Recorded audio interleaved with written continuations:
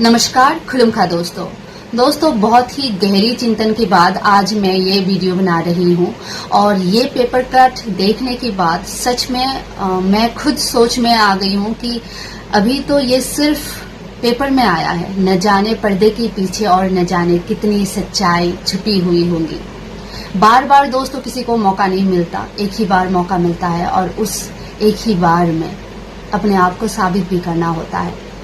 TTAADC में जो भी अभी रोल कर रहे हैं, जो भी लीडर्स हैं, बेशक वो बहुत ही क्वालिफाइड और जानकार हैं और भविष्य में उनसे भी बेहतर जानकार लोग भी आ सकते हैं और ऐसा भी हो सकता है कि उनसे भी कम जानकार लोग भी उस कुर्सी पे आ सकते हैं। कुर्सी कभी किसी के लिए स्थायी नहीं है, चाहे 5 साल हो, 10 साल हो, 15 साल हो, 20 साल हो, 25 साल हो, कभी ना कभी छूटेगी जरूर। तो जिस वक्त में, जिस समय काल में हमें वो कुर्सी मिलती है, हमें वो प्रूफ करना होता है अपनी सोसाइटी को कि हाँ मैं उस कुर्सी की लायक हूँ। ईच एंड एवरी डे अपनी ओहदा को, अपनी पोस्ट को प्रूव करना पड़ता है। यस, मैं डिजर्व करता हूँ या फिर मैं डिजर्व करती हूँ। TTAADC में 28 इलेक्टेड मेंबर्स हैं। चलो मान लो उनमें से आधी ऐसे हैं जो काम करना नहीं चाहते, जो ऐसे लोग हैं जो काम तो करते हैं पर अपने लिए, किसी और के लिए कम सोचते हैं, पर आधी तो ऐसे होंगे ना जो अपने लिए नहीं, सोसाइटी के लिए सोचते हैं और इन रिटर्न सोसाइटी को कुछ देना चाहते हैं और सेम सोच रखते हैं कि चलो लोगों के लिए कुछ ऐसा करें।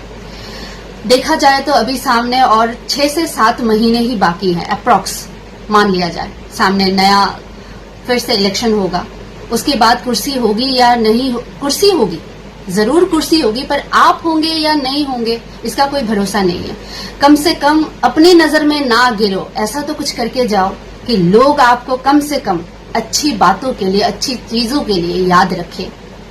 एक रिपोर्टेड न्यूज़पेपर में आपके खिलाफ इतना कुछ आना, जो भी घोटाला आना, ये सच में शर्मनाक है।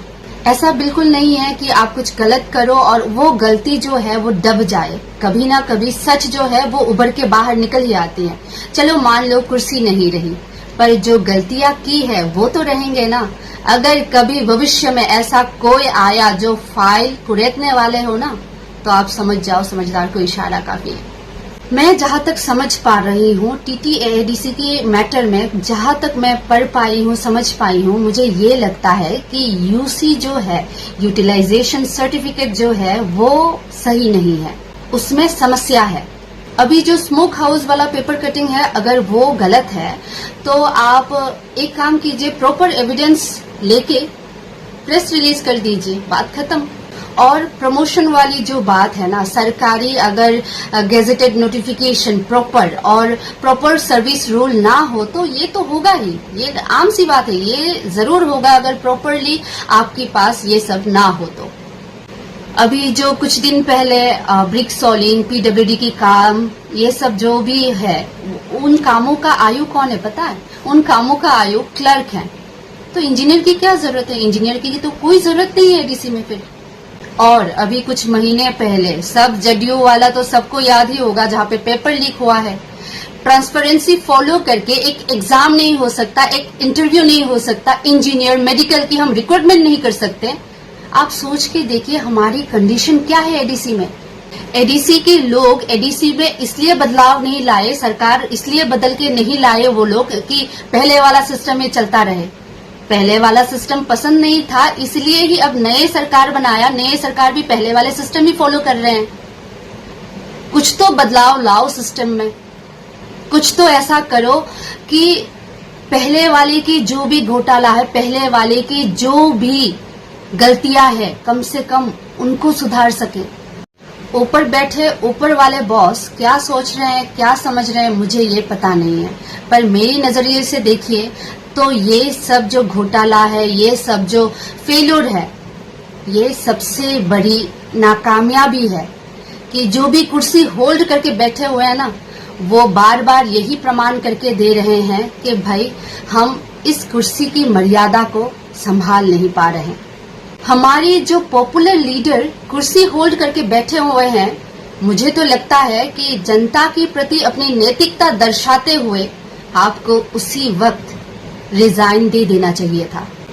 कुर्सी का मतलब तो मुझे बस यही पता है कि भाई उस कुर्सी को प्रूव करना होता है कि यार तेरे ऊपर बैठने वाला मुझसे बेहतर कोई नहीं होगा और हर रोज मैं तुझे ये प्रूव कर दूंगा या फिर कर दूंगी कि हाँ मैं डिजर्व करता हूं या फिर करती हूं इस कुर्सी को। एडीसी में क्या जरूरत है पता है? एडीसी में जहां तक मुझे लगता है कि एवरी फाइनेंशियल ईयर में आपको एक ट्रांसपेरेंसी ऑडिट बिठानी चाहिए, पूरी डिपार्टमेंट को बिठा के, या फिर आईएएस ऑफिसर अयंगार साहब की मॉडल पे फोकस करना चाहिए। उनका मॉडल क्या है पता है? 50% काम होने के बाद वो proper video documentation filing plus photo submit कर देते हैं, फिर 50% बाकी पैसे मिल जाता है। पैसे लो ना यार, एडवांस क्यों चाहिए पैसे?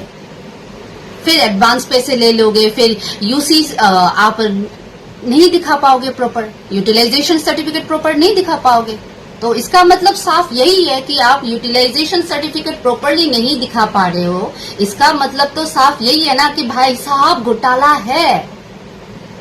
भाई साहब दायित्व जो है बड़ी कठिन काम होता है, क्योंकि सिर्फ पॉलिटिकल प्रोपोगेंडा चलाना और अपनी सोसाइटी के लिए सच में काम करना दोनों अलग बात है। तो आज के लिए बस इतना ही। अगली वीडियो में फिर से मुलाकात होगी। और दोस्तों सोचिए, जो जुबान से बोलते हो ना वही करके दिखाओ, क्योंकि अब तिपरासा जो है ना, फेक वादों से नफरत हो गई है। झूठे फेक वादे नहीं चाहिए, सच बताओ। शायद दिल दुखे, पर सच में इतना दम है कि उसको डाइजेस्ट किया जा सकता है। झूठ डाइजेस्ट नहीं होता और झूठ कभी ना कभी बाहर निकल के आता ही है। जय हिंद।